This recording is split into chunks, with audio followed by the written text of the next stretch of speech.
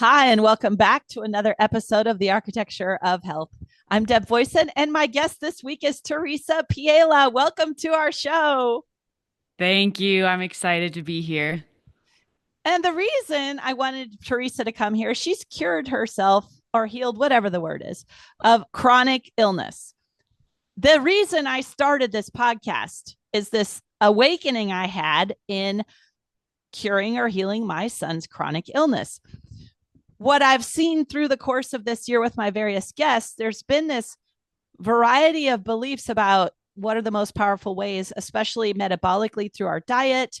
We've gotten a suggestion at times about our nervous system and trauma, but Theresa really puts it all together in a way that I think will really make a difference out here for many of us and our families and our community.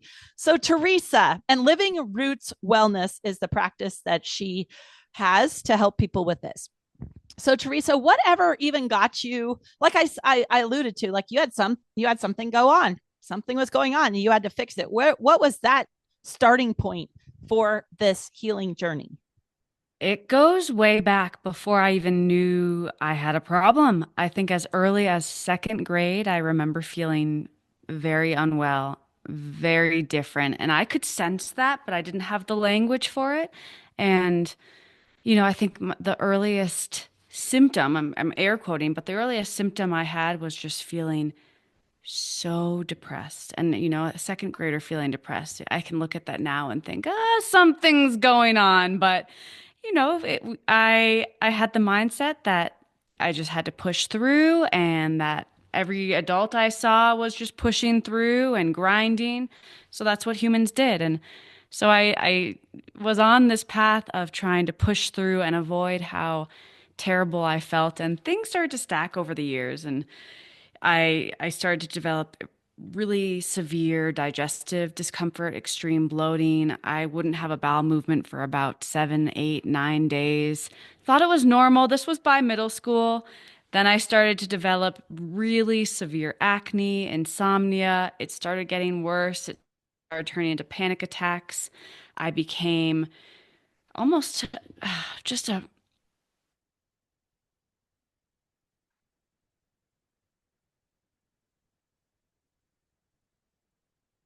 Rut-row. I just kept pushing through. At that time I was put on Prozac and birth control. Those were the two recommendations because they thought I had a hormonal imbalance and an anxiety disorder, and that was the solution. So, from a very Western perspective, and not even really thinking there were any other options, I thought, great, I'll trust my doctor. I'll move forward with this. And I fast forwarding a little bit, symptoms just got worse and worse. By the time I was in college, I was feeling so unwell. Emotionally, yes, but the biggest thing or the two biggest things that were weighing me down were how bloated and unwell I felt and this deep bone tired sense of fatigue. I mean, I felt like I was swimming through mashed potatoes, and I mean the mental fatigue that comes with that full body fatigue is it feels like a drugged, altered, awful nightmare state. So I got to the point where finally it felt like I had made a breakthrough. My doctors said, you know what? You just have chronic Lyme disease and co-infections. Here are the tests showing all this. And I thought to myself, great, we figured it out. Let's move forward with high dose antibiotics and I'll be on the other side of this. No big deal.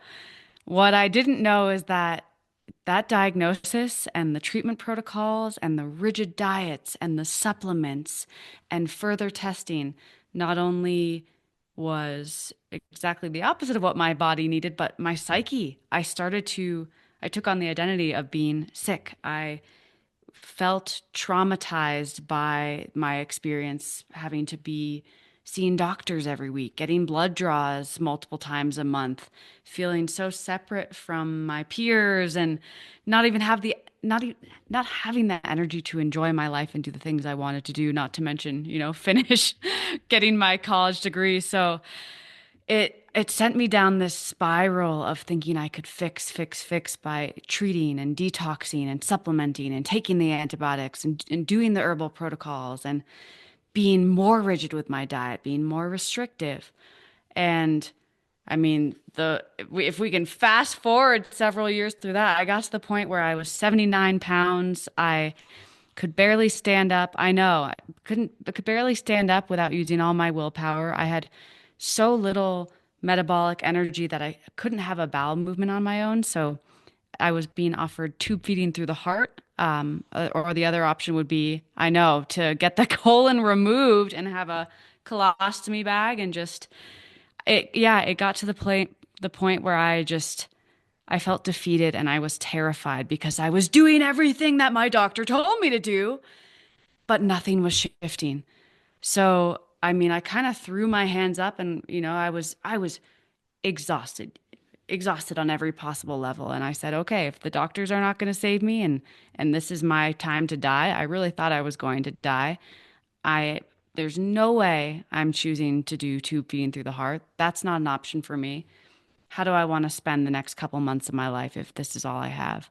And it was almost like it sounds a little woo woo. Maybe our audience will appreciate it, but something cracked open in that moment where I kind of had this feeling of, okay, if I can't control what's going on in my body, my doctors can't figure it out. I'm basically being sent home to die if I don't do this tube feeding through the heart. What do I have left? And I started to think about, well, all I can really control is how I relate to this experience. And I made it my mission to find and immerse myself in beauty and joy and almost scavenging for what was still good.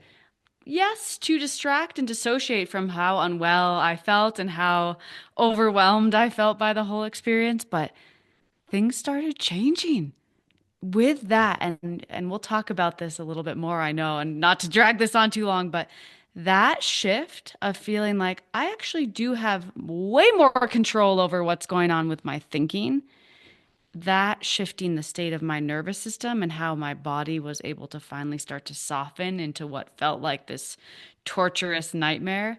And then without the influence of doctors and all of these restrictive, rigid healing Lyme diets, mold diets, candida diets, SIBO diets, all the things they were putting me on, I stopped consuming that information, but out of the dust came this strange man called Ray Peat, and I started looking into his work and learning more about metabolic function, mitochondrial function.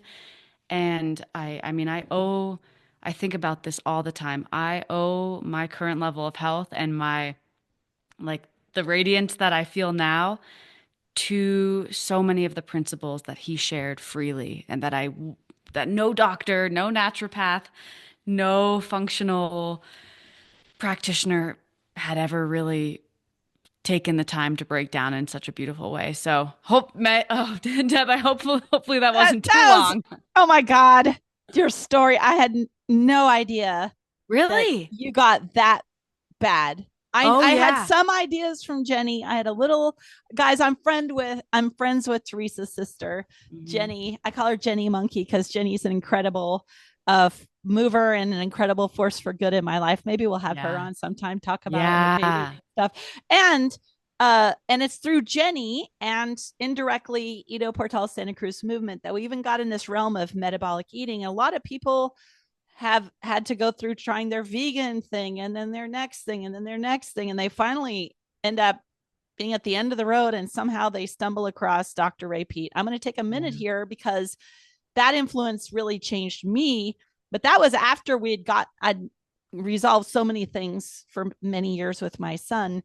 But, and for those of you who don't know Dr. Ray Peat, he was basically way ahead of his time saying that almost everything going on in the food pyramid was upside down and everybody telling you to eat the polyunsaturated this and the vegetable oil that and the canola oil was killing you and telling people that don't be afraid of sugar. That's the easiest. And there are different forms with different mineral levels, but he had this whole different way of thinking about metabolic health is what your body turns into energy. It's not what you put in your body. It's what energy is produced. And when you're down at the end of your road and you got no stomach acid left and you got no and you can't break food down. The worst thing in the world would be a raw food diet, the worst thing.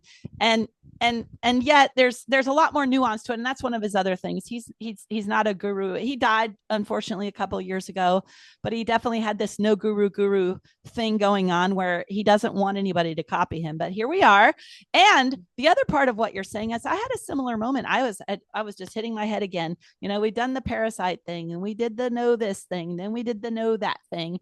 Every birthday party was bringing me to a PTSD moment, because I was like, nobody got us gluten-free, egg-free, whatever. I mean, that everybody else's celebration was like a battle zone for me.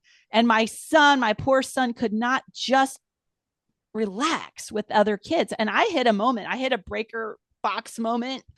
I can't remember how old he was, but I was just like, yeah, now this doctor says this deadly thing is going to happen. And I was bawling about it. I think even to Esther Gokle, one of my primal movement teachers. And there was a woman there named Dr. Christiane Northrup who was having dinner with us. And I'm like, ah, ah, ah. And she's like, stop. Deb, nobody has this many health problems for this many years, and it be something that you can cure biochemically. She said, stop. You need to work at the psychospiritual level. And that changed everything. That changed everything. And later, same in the movement world. I mean, the training regime I was going through was hours a day of this and have that goal. And I didn't know that I was just driving in more muscle on top of my movement. I thought that just doing more movement was better and bigger, but my muscles were just growing on top of my nervous system dysfunction instead of growing a whole new set of roots. And from this delicious juiciness, that's where my new authentic self is sprouting up out of the ground from. And I have to tell you guys, COVID was the best. My son, he's now 18. During COVID, I had a lot of PTSD from people pushing toxic things and kicking me out of every group. I have to say, I should probably do some treatments on that one. But my son, he was off in the woods. He was just like building mountain bike jumps off in the woods. He got completely off of video games. He gained weight. He ate eating nothing but pizza. He ate nothing but pizza, and for the first time in his life got completely healthy. And later I would ask him, and he was going to a mask-free school, and he'll tell people that COVID was the best thing that ever happened to him, because he got to live that legendary childhood that we all wish our kids had, before they're strapped down and staring at blue screens all the time, right? So let's go back to you though. So what in your shift, your giant shift, which tools stick out to you the most as like, let's suppose someone in our audience has a chronic issue. The other thing that helped me with my son's chronic things was being in these giant groups with other people with chronic issues. And I found that whatever helped the autistic kids helped the people with autoimmune disease, which helped the people with Lyme disease, which helped the people with Alzheimer's and Parkinson's. I got to see that across the board, there were basic principles that rejuvenated the body. And so it gave me a confidence that I didn't need another functional panel for $1,200, another set of $200 special formulated this. I realized I needed less and less and less. And eventually it shifted towards the design of my life and not chasing after some sort of new weapon to fight some kind of fight. Or restriction. So tell me so to say this to the audience is you have to first believe there's something you can do about it. And yet, how did you even, you had to give up. You had to completely give up. I had to think that was it.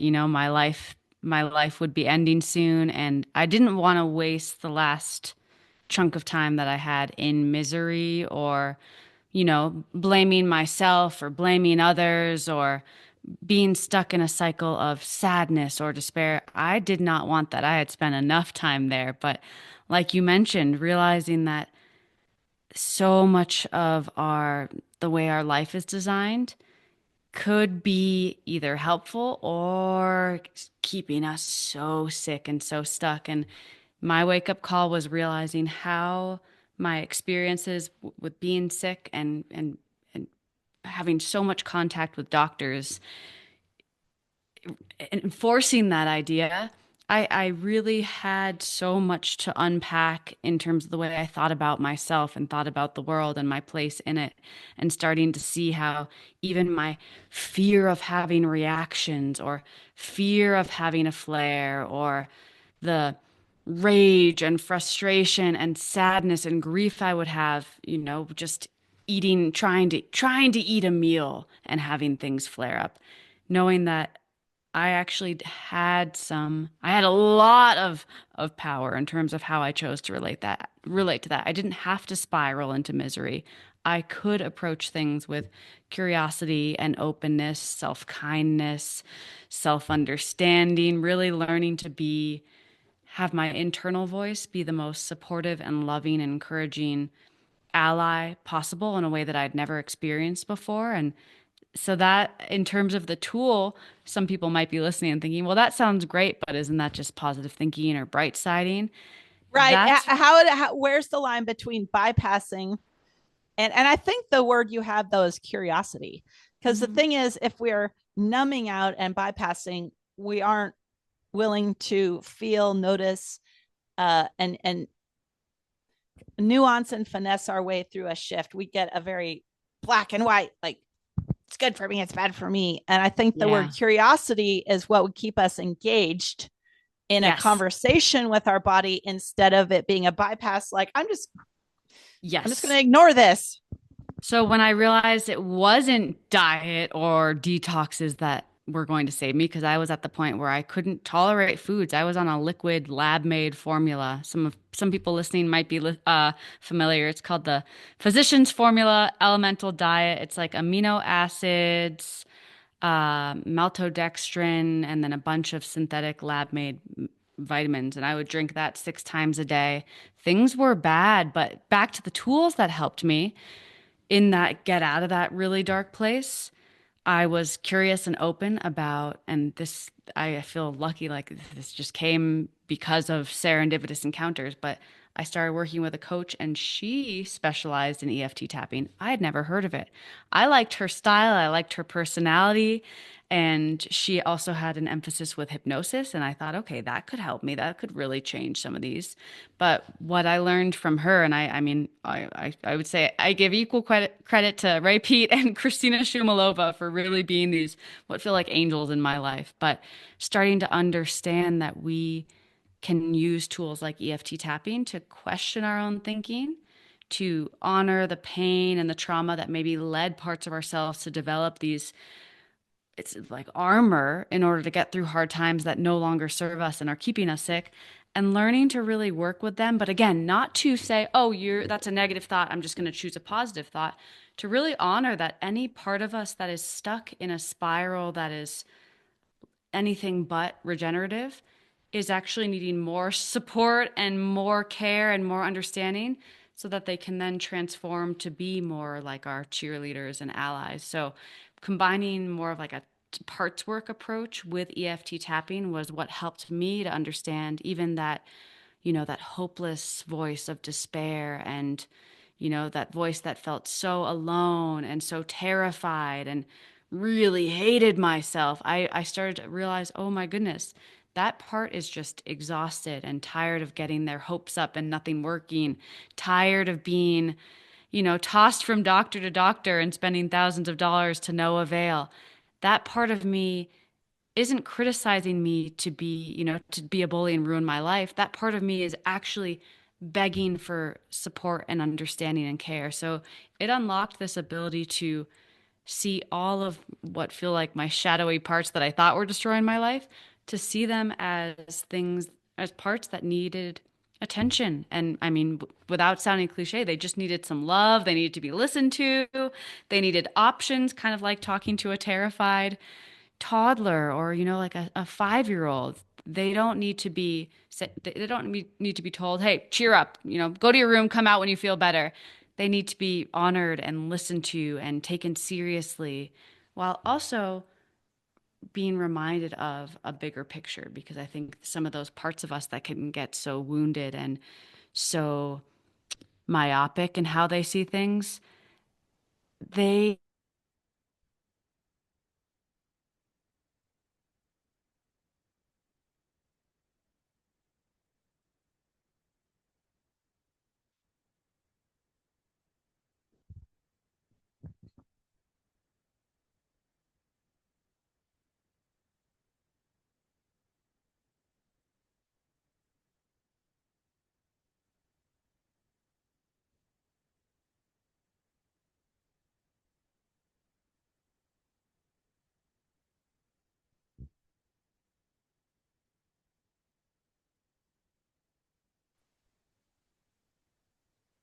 so as these parts start to feel confined and they start to feel hopeless and like healing is impossible, that they're going to be stuck this way forever, that no one's there to care for them. Like we were just touching on, things start to close down, possibilities, those parts can't even see beyond what their worldview is presenting. So a big piece of the work is starting to understand that we don't need to get rid of those parts. We don't need to cheer them up. We don't need to fix them. We actually need to support them and respect them enough so that they can then take on a bigger view that is in alignment with how we want to approach life, how we want to make sense of, why we're here, what our purpose is, what drives us, what sparks our curiosity. And I think that's a big, it's almost like a murky area in the healing world where people think like, oh, like if you don't believe you're going to heal, well then you're never going to heal. And I, Exactly. and I'm more in the camp of, well, hold on. There's a part of you that doesn't believe that you're going to heal. The true you, the wisest version of you that's untouched by trauma and toxicity and life stressors. The true you knows of that promise. We talk about healing as this promise. Cells know what to do. You sliced your hand open chopping carrots. That heals whether you believe it's going to heal or not. You can still assault it and get dirt in it and, put a bunch of awful soaps in it. That's still going to heal, or you can leave it be and it's probably going to heal a lot better. But just understanding that these parts deserve our attention. And when we can start to integrate that with a tool like tapping, that's when I really see. I mean, it kind of does feel like magic. It feels like these miraculous breakthroughs where people realize, wow, I always thought I was just anxious. I always thought I was just really negative. And it's, if we can understand that as this part, not the whole of you, is needing some attention, then we can work with that and not feel like that's a major drain on the metabolic function of your entire organism. That yes, that psychological stress is going to be counterproductive to healing, no matter how amazingly nutrient dense and biodynamic and regenerative a diet is.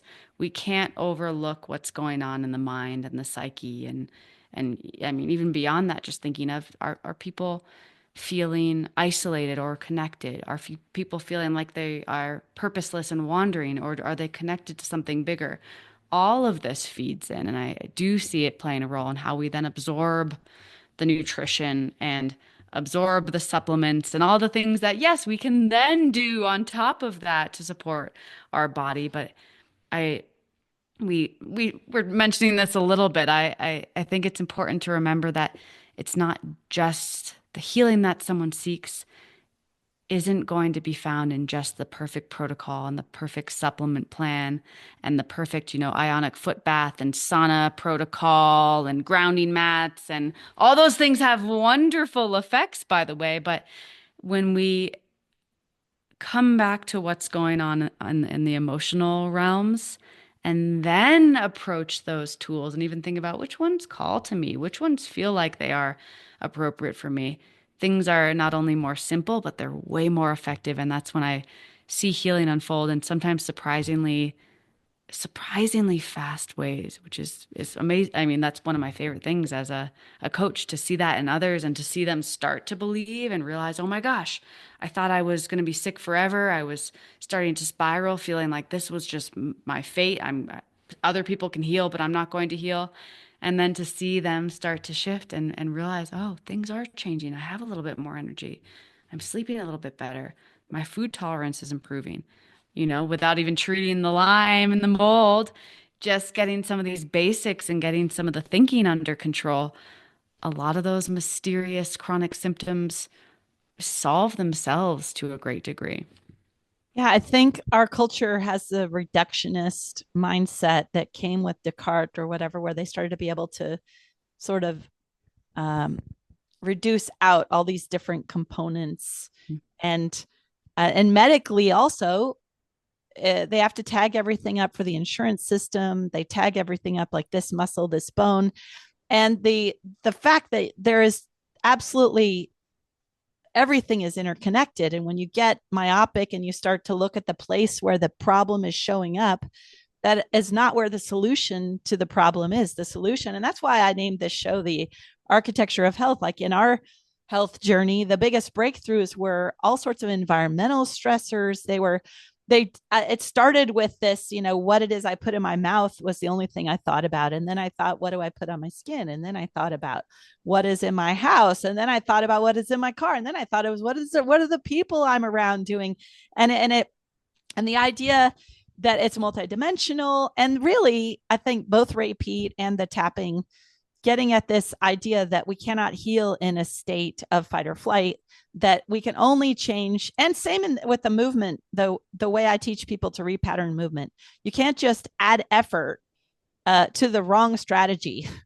Yeah, adding effort to the wrong thing is just going to cause more stress. Chasing after doctor, chasing after supplement, you're just adding stress to a system that's stressed. And as I explained to one of my neighbors too, she was the first one who got the mold sickness. And then I was like, good thing I'm so healthy. I won't get it. And I had to explain to her, oh, well, your stress bucket is just full and it's overflowing and it's coming out through your skin and it's coming out here because you need to lower the stressors, whether the stressor is too much cardio exercise, whether the stressor is a family member who keeps undermining you, whether it's the stressors, you're eating food that's supposed to be healthy but you can't digest. So I like that you start at the place of reducing stress. And honestly, I was surprised. My son actually, at least the way things worked out, some of it was pre-birth trauma. How did you identify that? Because I'm also a big believer that some of this is passed down from generation to generation to generation. And some people will even feel like they'll even say things like, I don't know where this thought comes from, or I don't know why I feel this way. And then we start to trace back through what maybe their grandmother went through or their great grandmother, and this feeling of scarcity and feeling like they never had enough food or never had enough time, or they couldn't trust their partners. There's a history of abuse. There's a lot to look at there.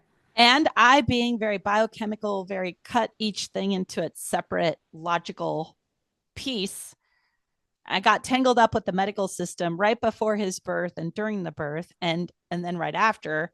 Even though we had a quote perfectly natural birth, ha ha ha. Even though it was like quote perfectly natural, there ended up being all this crazy stuff afterwards. And it wasn't till many years later, I can't remember if it was 8 or 10, and I know you guys are going to laugh at me, it was a medical intuitive. That was what I got. It was Christiane Northrup had told me, hey, you should change how you think about all this. She's like, you might want to talk to a medical intuitive. I was like, okay, I don't know what the hell that is. I was like, I never heard of that. And then she gave me the name of this person. And then I called. And then within a minute, she was like, well, this, and this happened. This is how you fix it. It was just like, boom, boom, boom. She's like, but you, Deb, you're the messed up one here.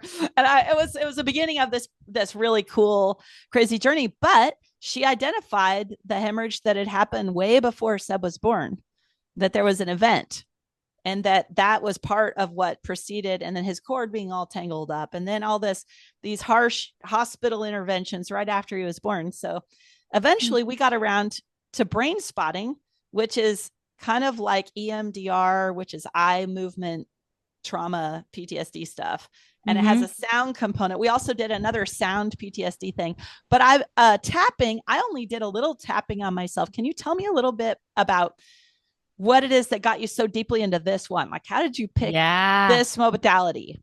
Great question. Well, and it's A lot of people describe it as like the cousin of EMDR, or some people talk about it more like it's acupuncture but without needles. But I think what's amazing is that the studies are starting to show that it's not just a woo woo kind of, yeah, I mean, even these other practices, I don't want to put them in that category either, but it's what it's doing is down regulating the sympathetic overdrive, that fight flight excitation response that so many people are stuck in, especially if they've had pre-birth trauma, if they've had an early life experience that's kind of kept their system in overdrive.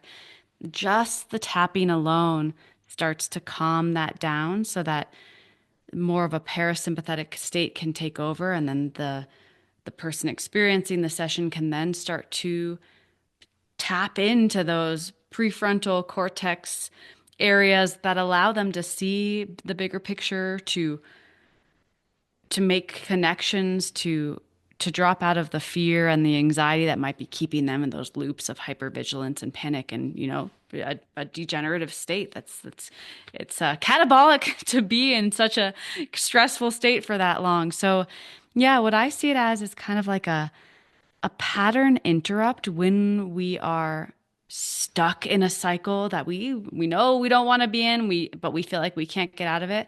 Tapping is a way to help interrupt and then reprogram, similar to the EMDR, and teach the brain that actually the alarm bells do not need to be sounding right now, whether it's a symptom, a smell, a mold spore, a loud noise, a certain food, starting to teach the body that it doesn't need to mount such an over exaggerated response to these things that, yes, maybe might be slightly problematic, but I see the bigger issue is the way the body has become so overly reactive to things, and then keeping the body in that state is part of what keeps people chronically ill. So if we can down regulate that even a little bit at first, people start to notice not only are their symptoms improving, but the way they see the world starts changing as well. They might notice more moments where they feel just a little bit calmer, or they're able to see something beautiful that they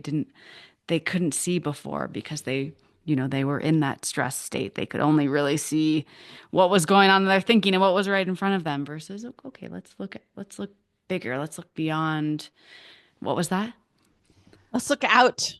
Yes. Expansive Yes, view. exactly. Which, I mean, that alone, just looking out at like a horizon and letting the eyes scan from side to side, that alone can shift the nervous system into a more parasympathetic state where we aren't stuck in more of a, survival danger response. We can start to see bigger. And with that, we can think bigger. So I'm totally getting off track here, No, Deb. I love it. I'm ready to just build on what you said. First of all, I want to build on your eye thing, because brain spotting definitely had this eye Mhm. sticky. You find this sticky place where your eye was, and then they would overlay music over through both ears. Ah, Yeah, and then okay. that's the way to find the scab, and then heal it over by using recruiting more peaceful Yes. So retraining. frequencies, retraining, Yes. retraining. And what Yes. I wanted to say too is, so yes, and the idea is foreign to some people that some change is instantaneous reset. Some change, like even in the movement realm, from original strength and Goda and some of these other, and primal movement and these others, you can rock a certain way like a kid, and instantaneously your vestibular system, your eye position and your spine and the pressure on your hands and knees or whatever from gravity, you can have instantaneous resets when the nervous system and all these other supporting systems are in concert. I actually also, scoliosis gym, they've taken some really incredible cases of scoliosis, and without any kind of surgery, they have resets that they do to interrupt the existing pattern. So that's one reason I teach a lot of everyday movement is if there you have several chances a day to just change a little bit. If I just a little bit change one of my habits, and Makes it me want to not lean back. yeah, and if it's not forceful, um if I can just find one little moment here, then those start to compound, and it doesn't become this separate extreme, like I'm going to run 50 miles today. I can't tell you how many people get injured doing endurance things, or when they just haven't eased into something. And I wanted to add to your idea of like expanding the options. I can't tell you, there have been times where I would be so myopically focused in, and I know other people have done this, where there's some like toxic relationship that people get hooked in on. Oh, this one person, the world, we have 8 billion people, whatever, 7 billion people. Like, though, when someone gets so locked in a toxic dance, they can't like back out the view. Oh, there's some. Okay. Anyhow, so tapping, acupuncture without needles, resetting the nervous system, then you have a little more space. One interesting other story I learned about food allergies was there can be a case where someone encodes that fight or flight with a specific food. Yes, Like absolutely. someone Yes. eating a peach got a phone call that a family member was in some sort of horrible accident. So And they Deb, this is so important because I see that with almost all of my sickest clients. They have had traumatic, they're stuck in such a traumatized state from their doctor's appointments, from their diagnosis, from the symptoms, that every single meal they've eaten, it becomes more and more and more reactive because it's like it's tattooing that reaction over and over and over and over again. So maybe we could frame tapping as a way to kind of remove these tattoos or lighten them so that they're not, and I have nothing against tattoos, I think they're beautiful and maybe slightly toxic. Maybe that's the one caveat there. But yeah, to lighten them so that they aren't hijacking the system, and so that people can then learn to eat again without their body going into a full blown trauma response. And then, that being part of their catch 22 of more symptoms, more rigidity, more food fear, more panic, more of a overemphasis on food being the issue, when really, if we're looking at the bigger picture, the nervous system, the reactions, sure, some of our food is toxic, but why is it that some people can eat it and not react to it? Why is it exactly. that some, And that's you know, one thing we were talking about before we started filming was there might be a food that your body craves that's a comfort food that brings you some kind of peace, that there's no chemical reason that food would create that feeling for you. There's and yet it could be that your body is chemically suited for that. Although I will say there is this one confusing thing, which is when kind of like I said with the toxic relationship thing, where there's one food you just are addicted to that might be the one you are the most allergic to. How would you say you discern between? ah, How would you say you would discern in that oh, case? Because that's where I that's, stop trusting myself and I start yeah. looking for a way to measure. I start to look, okay, how can I measure? If I hadn't learned that, like, your body presenting symptoms could, you need to listen. Like, oh, every Mhm. time I did this, that happened. But I also got kind of messed up where I'd be looking, oh, was the reaction instantaneous? No, it might be that there's just this slow build, and Mhm. 3 days later something happens. So Yeah. that's what I found confusing. How do you? I mean, and I Ah, guess what you're really saying is baseline. Your nervous system needs space. Baseline. You can't yeah. move forward without that.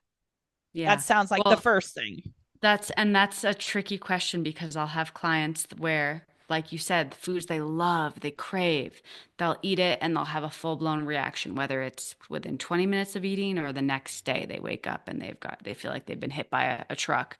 And it's like, well, what's going on here? Like I felt good, I craved it, and then, is it the food? Is it me?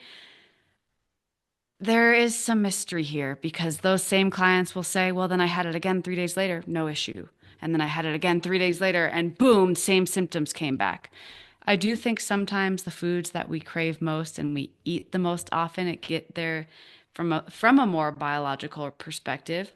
If we have been even the slightest bit stressed, some of those amino acids and proteins are partially digested compounds do leak out into the bloodstream, and then the immune system does target them and kind of flag it. So it's almost like we've created an unintentional immune response. Maybe we were eating, our favorite chocolate brownie cake and we were slightly stressed, or we were thinking about something stressful, or we were anticipating something that we had to do later, even eating it in that state, we might get a slight reaction, and then maybe, or maybe not, we don't get a reaction, but then next time we have the cake, there's a slight tattoo there, and then boom, we get a response. So I think to help people weed through this, I that's again when I lean on tapping to really get someone in the most expansive, curious, regulated state possible for them.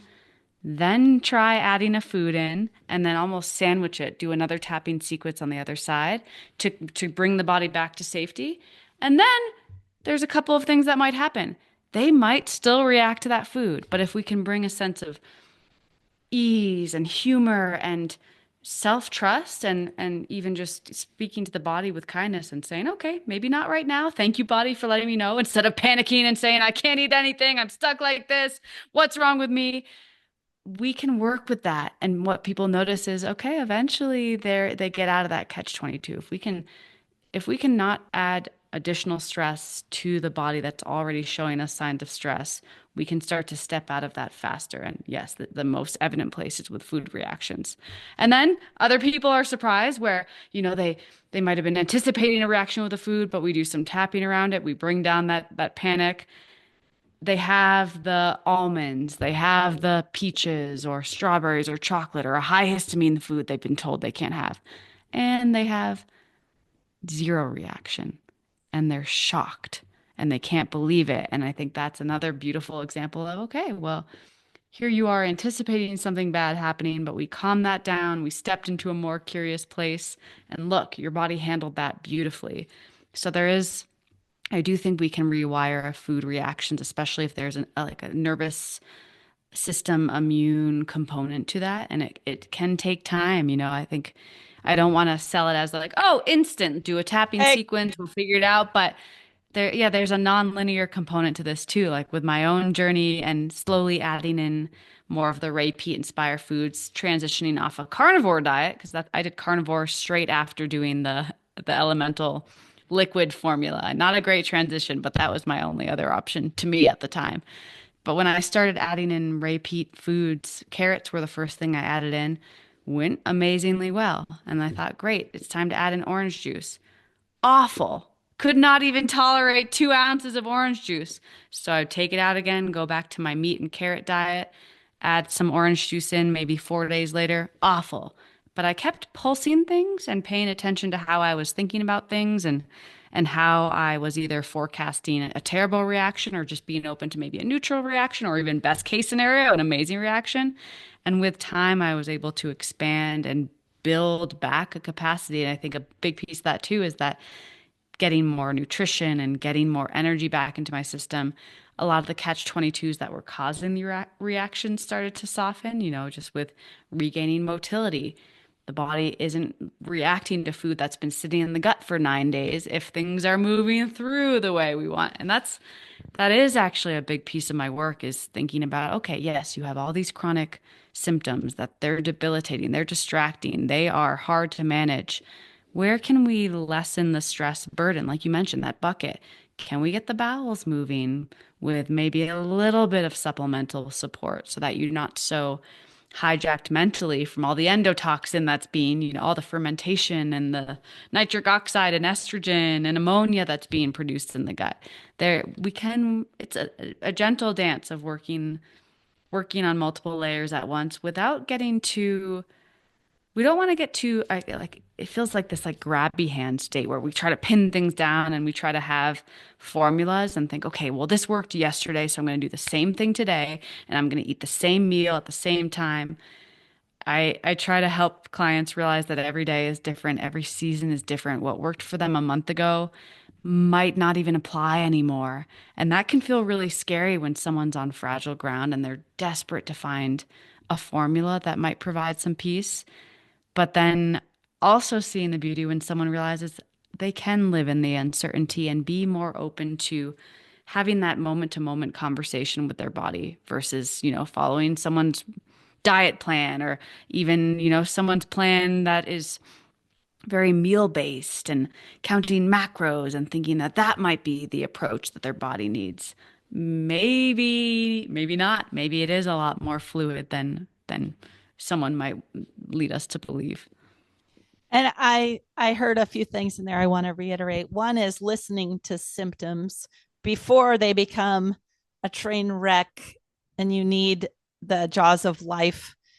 Where emergency medicine is actually at its best. It's like before things get that far. And one thing about that peach case I talked about that I'd read about in this one book is it was an anaphylactic. This person was having even like a peach in her kitchen, like in her realm, she started to get like anaphylactic level because the family, that was such a scary event. And the thing is, though, that the practitioner who helped them with that problem put her in enough safety. Like when they started desensitizing her to that reaction, they first did it with an MD and where they had the emergency backup, where if they went off the rails, they could help her, And so but most of us, if we start paying attention to other symptoms way before we start to have those giant reactions. In fact, a lot of people, that I'm still surprised when people think Tourette's isn't treatable. I'm just shocked because this genetic label gets stuck on it when there's a genetic slash epigenetic component to it, but that isn't inevitable. And I learned, unlike other people, I was like, his body wouldn't be doing these things. Yeah, these things wouldn't be happening if it wasn't trying to tell us something. Like, let me listen. Or a new rash. I'm like, okay, that wouldn't be here if it didn't have a purpose. Like, and so then, sure, I would still get terrified. I'd be like, oh crap, that, like you said, your hopes get up and you're like, oh, this is the thing. I found Yeah. the holy grail. This is the one thing, it's going to do it. And then things are better and then they regress. So Mm. the thing about making the space so that you have the room to like try little experiments Mm. and then Play not a just little give bit. up, play a little bit, list, Yeah. have enough space that there's a sense that you can play Hmm. and let's, well, you talked about some of those other things that are supportive, like, grounding mats or sunshine. And the more you do those other things that create an environment of like lower stress, then you have a little more room to wiggle in some of the other life areas that you've got there. But I have to tell you, boy, that was a rough time. That was rough. And if I hadn't known, I had this belief in regeneration, this belief we're not born to feel awful for our whole lives. But the crazy thing is how long we can blame ourselves. We oh, I didn't do enough sit-ups. I didn't eat enough of the kale, raw kale. I didn't, I have to say the ability to step back from whatever our strategy was and look at more than one layer, so much is actually self blame. And I will, oh, one thing you said earlier, you were kind of asking, how did I know it was pre birth? There are other things that I now, that experience helped me start to also look at the DNA level, like the genetic level. Yeah, we can epigenetically encode stress and we can epigenetically change in one generation. We can change some genes back and forth within a lifetime. So, of course, our ancestors whose village got burnt down or who got kicked out of town and they were stoned or whatever, of course, there's going to be some of that that got us here, and we can't be sure, but Mm. that also takes away the self-blame. We're doing Hmm. our best. We're doing Hmm. our best, and yet our tribe needs to remember regeneration. I think we need to remember that we're not supposed to feel bad for a long time. Hmm. And sometimes we will feel really bad for much longer than I want, or than we want, but I think there is something, life is almost inviting us to learn how to be soft in that state because we can't rush the body to do more than, I mean, it's already doing its best. Like you just said, it's always working in our favor. It's always adapting. It's always borrowing. It's always trying to do what it is designed to do. And I think with the more, how do I want to phrase this? I guess it's almost like the wisdom that can come from learning to trust the process. And I know some people probably don't want to hear that. Oh gosh, I'm going to be dealing with this, digestive discomfort or this insomnia or this joint pain for, 10 years, 12 years. But then to get to the other side where all of a sudden you realize you're not in that hellhole anymore and thinking of the qualities that developed because of the duration of the symptom that you wouldn't have had access to if it was just a 24-hour bug or like a 3-day back pain. So I do see sometimes, not to romanticize suffering or illness, but I think there's a lot to be gained on a character level if we can learn to move through it in a way that we can look back on and feel proud of and think of, wow, that experience was challenging and it was dark and it was, there were a lot of tears and there were moments of hope, big stretches of hopelessness, and look at what it revealed to me. Look at what it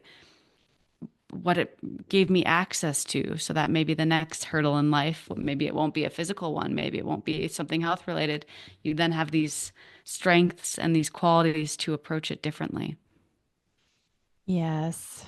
Yeah, I have to say there was a certain moment when I looked over at my son who walked in the background a few times. That's the first time that's ever happened in any of these. He's 18 now. And I remember, I can't even remember whether it was a year or two ago. I just looked over at him and I was like, I just said, we did it. We made it, like we made it this far. Like it was so scary. It was so hard. And then my own health scares. Oh my Lord. And yeah, and the what and when I was fighting it all the time, we were just getting stuck deeper. Oh gosh, the worst was fighting parasites. When you can perfectly healthy person can have like 200 parasites.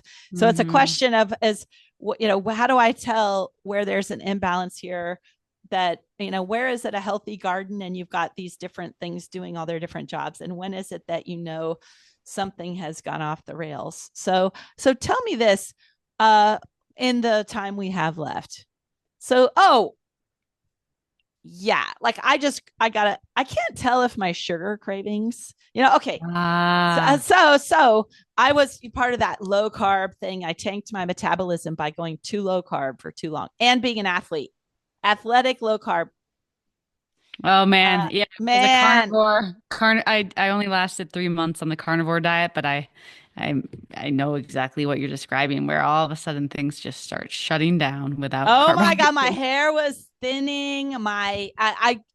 Of course, I never got pregnant. Like, of course, I didn't have the metabolic resources, and but I also it didn't wasn't on my map. Like, I wasn't seeking the fertility or whatever. I was just like, I'm doing what I want to do, and I'm just going to do it harder and longer, and I'm going to be skinny and all that. And the thing is, though, when I learned about Ray P stuff, I was like, oh yeah, metabolically, menopause, athleticism. Maybe I'll want to add a little more, of the sweetness. The orange juice was the first, right? And then I started adding in, and now I'm like, how would I know if the train went off the rails? Like, how would I know whether uh that I've wisely picked my nutrient dense directions. And I know part of it is the joy part, right? I probably eat too much alone. I probably eat too much in a hurry. And maybe I'm craving, that birthday, that taste of sweet reminds me of birthday parties with a lot of people, right? Or my mom's cake, my mom's The frosting that. emotional component, yeah.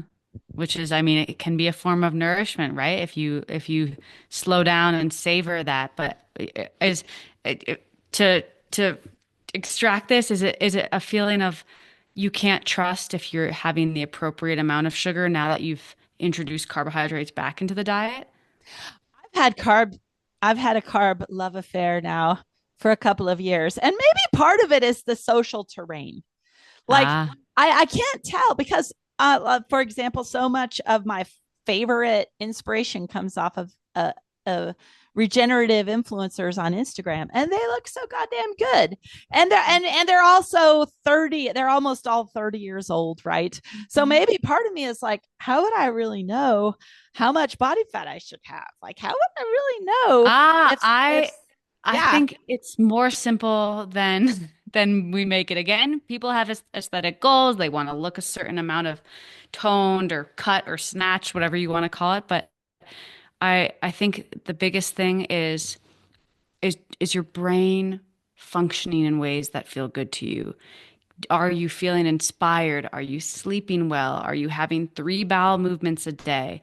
How is your skin clear? I mean, so and Deb, as I say this, I'm also aware that perfect health, like chasing perfect health, is its own disorder, but we want to be open and supporting our body to move in that direction. And I think when people get too hyper focused on like, okay, well, if I get this body fat or if I get this type of aesthetic, then I'll be happy versus thinking about the bigger picture of, yeah, do you have the energy and the brain capacity to live the life that you want? Are you fueled enough that your body feels safe enough to sleep through the night?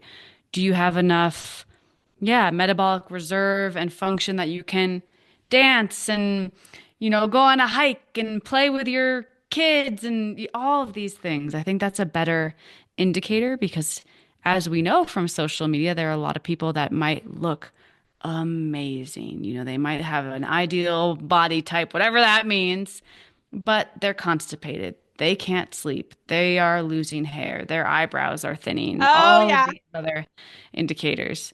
And I say Uh, this as someone that has experienced a lot of these symptoms, just, from being extremely underweight at one point, from being so panicked and so, I mean, really just nutrient deprived, calorically deprived, because I thought that was what I needed to do based on my doctor's recommendations or based on what this trend I found was. But I think, yeah, it's learning to honor our body's cues and really listen. If we're craving sugar and carbohydrates, we need to look at, are we eating enough basic stuff? Are we eating enough throughout the day? Are we getting dense enough meals with protein, carbs, and mostly saturated fat and a little bit of MUFA and PUFA at appropriate intervals?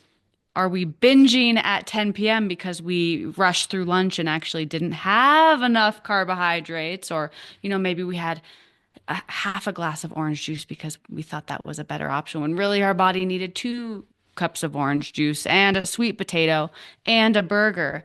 Not comparing your plate to what you see an influencer doing, but checking in. Do I feel satiated after this meal? Do I feel exhausted and brain fogged after this meal? Your body will tell you pretty clearly, and I mean, it's always communicating to us, and we get so lost in the noise of what we think we should do, and that's that's why I really love and respect Ray Peat's work, because if you really listen to what he said and read his articles, he wanted people to learn about their own physiology, learn about what worked for them. He mentioned many times how there's many ways to keep the metabolism up, and it looks different for different people. And some people thrive with a lot of starches. Some people thrive with mostly fruit. There are people that need more of a balance. Back to the emotional component, some people, myself included, I need a certain amount of starch to feel emotionally satiated, to have that kind of comfort and that groundedness that I wouldn't get from, a liquid milk maple orange juice diet that some people love and feel amazing with. They start their day with a bunch of orange juice and milky maple coffee, and they're good to go till lunchtime, and their biomarkers look great. Their skin looks great. Their energy is amazing. Their brain capacity is amazing. So learning to trust that your body is guiding you, and it's a process of learning to listen again in a world where we've been trained to not listen, or we've been through so much stress that we've almost forgotten how to listen, and like you said, there's always a reason for a symptom. And even thinking about my journey and with the Lyme disease and the mold and the parasites and the SIBO and the heavy metal toxicity, all the things I was diagnosed with, I now even see those as my body screaming for me to change the way I was approaching life. Because up until that point, I was rushing, trying to think, okay, how am I going to fit into this mold that I see everyone around me doing? How am I going to grow up to be, either a doctor or a lawyer or something respectable? And how will I support myself? I see the illness and the symptoms that I developed as actually an amazing course correction where life was saying, this isn't meant for you. This mold you're trying to fit into, is literally going to make you sick. And here we're going to show you. And the longer you keep trying to ignore it, the sicker you're going to get. And there was a time where I thought I was being tortured, or like I just had bad luck, or it was bad karma. But now I see it as the biggest gift, and really as this. It launched me in the direction of understanding, okay, this is the kind of life I want to be living. This is the relationship I want to have with my body, with other people, with my time, with what feels purposeful to me. I never would have, and maybe a lot of our listeners can feel the same way, but you don't get there by trying to fit into someone else's life or trying to be like what you see or trying to follow someone's protocol. So there is some beauty in the madness. I love it. And the returning kind of to like, why are we here? That sense of purpose. We've got this glorious body if we listen to it and attune ourselves, and it can be our environment. It can be our on so many levels that we can find attunement where we start to fall into a feeling of isolation and disease and despair. So I wish we had hours more. We'll have to Part meet two. live. Gosh, we could keep going, but we won't. So immediate next steps. If someone wants to explore further with you in this body of work, your website is livingrootswellness.com, right? Yes, and my email is there, and I'm also very active on Living Roots Wellness on Instagram. And then if they want to jump more into the tapping side of things and get accustomed to that, I have a membership and tapping app. And I think it's important too to explore a little bit there and know that every tapping practitioner has a different style. And my focus is more on those with chronic illness and anxiety and panic and overwhelm related to their health. And I might not be the right coach for them, so just putting that out there, because I was very skeptical of this tool in general until I started to feel the effects myself and start to really feel my life changing. And I think it was a lot to do with the coach and her understanding of the anxiety and panic and stress that I was experiencing at the time. But yeah, those are the best ways to contact me or to work with me. And I do work one-on-one as well. So And it really helps. I've been exploring quite a few digital experiences, and it really does help to have the little hand holding of a coach. And for those moments, you start again blaming yourself and you start thinking you can't do it, everybody else can do it, I just can't do this because, and then you just have this mentor, you have this little nudge, you have this community, something that tells you, that whispers in your ear that you're not silly or self-indulgent for just wanting to feel good. hmm yeah, and I would encourage not getting to the point where you are only focusing on your health and you become so hyper focused on healing that you're forgetting to live your life, but also realizing that you deserve to heal and feel your best. Your body wants that too. So if we can approach that with a lightness, a playfulness, and openness, I really think the world wants that as well. And you might be surprised at the little nuggets and the little crumbs that start to pop up kind of randomly. Sometimes it feels very serendipitous, but things start to line up and you start to find what works and you find the people that call to you and the tools. EFT tapping is not the only one, like you mentioned. There's brain spotting, there's more of the somatic work and more movement based. And there's so much we can look at, and all of it is hopefully moving us in a direction that's allowing us to feel more the way we want to feel, and so that we can look back and feel like we So lead that we time can well. be of purpose and Yeah. be of service, and Yes. it's good for all of us. And I agree, the hyper focus on health, but I will say I love my eyebrows from sitting in the sun every day, sticking my feet in the ground. It helps my glucose management, it helps my vitamin D, and it's pleasurable and it's Yeah. simple. I They just grew go, your eyebrows back, those oh, practices? they were, yeah, they were thinning and were starting, the inside edge, because the thyroid stuff had started to go. My hair also started to, things just all started to change when I started my daily sunbathing practice. I've been off for the last 3 months. So some of my inflammation and I had less room to play in my own health the last Mm. couple of months, but now I'm going to go right back at it right after we're done here. I hope you do too. Although Colorado's That's probably cold. it's, it's warming up. It's 39 today, I think, but I get out no matter what, even if it's just this Yeah, part even of if my it's just face. this. Because even Yes. just exposing the eyes to the sun, there's some amazing benefits. But yeah, And if you walk the well, I teach ancestral sort of gait patterns. The little side to side of the eyeballs, when your spine is working properly when you walk, there's a little side to side action of the eyes built in because of the subtle ah, movement of the spine. And this okay. isn't and so it means there's so much left to uncover in this Yes. glorious regenerative blueprint. Yes. And Yes. and we're going to go do that right now. Okay. So, Yes. yay, I'm so glad to have you. This was lovely.